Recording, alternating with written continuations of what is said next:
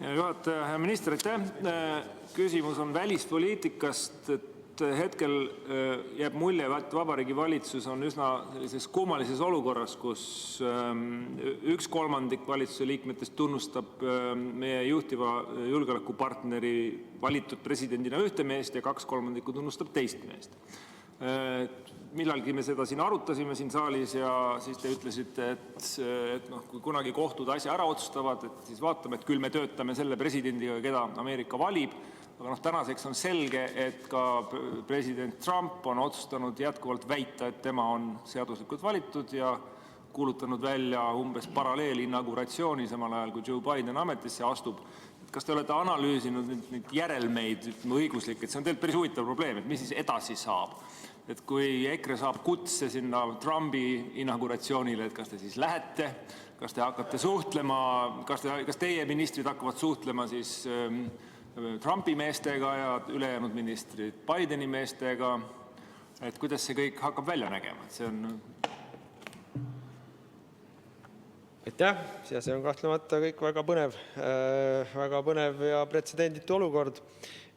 Ma siiski nagu manitseksin mitte kasutama sellist väga kindla tähendusega sõna nagu tunnustamine. Et siin keegi ei ole midagi veel kedagi kuhugi tunnustanud, et Ameerika valimiste protsess tõepoolest ei ole veel jõudnud lõpuni, et ei ole valijameeste kogu kokku käinud ja ei ole kõikides osariikides isegi veel valimistulemused lõplikult ära loetud.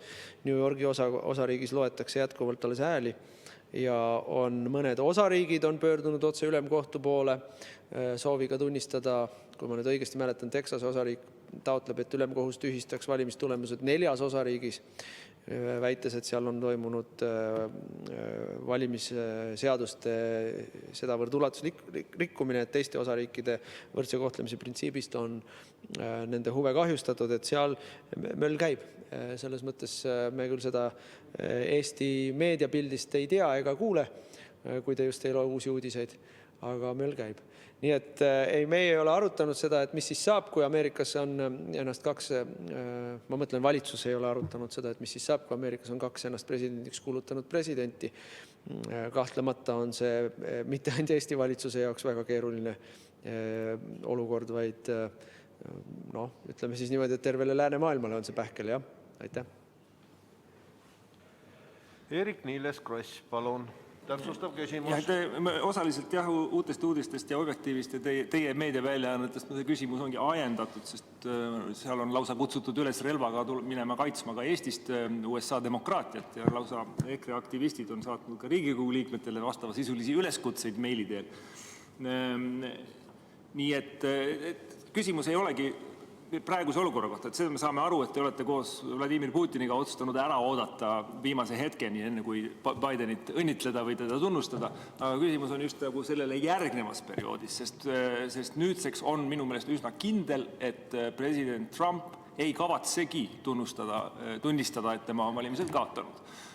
Ja see tõesti, ma arvan, et läänemaailmale see väga suurt peavalu siiski ei valmista erinevalt teist, et kõik lääneriigid on praeguseks ikkagi president elect Bidenit õnnitlenud. Et seal ühel hetkel mulle tundub, et te peate ikkagi vist sammukese tagasi astuma või? Ma ei tea, kus me oleme astunud, et me peame kuhugi tagasi astuma, aga ma saan aru, et kui meie oleme ühes pundis Putiniga, siis teie olete ühes pingis Xi Jinpingiga, kes on siis nagu teisel poolel, et ikka, kui tahta leida mõni autokraat, kellega oma poliitilist vastast samapidi kokku siduda, siis leiab kindlasti. Aga ma ikka jätkuvalt jään selle juurde, et valimisprotsess Ameerikas ei ole lõppenud ja ootame ära, kuni ta on lõppenud. Aitäh.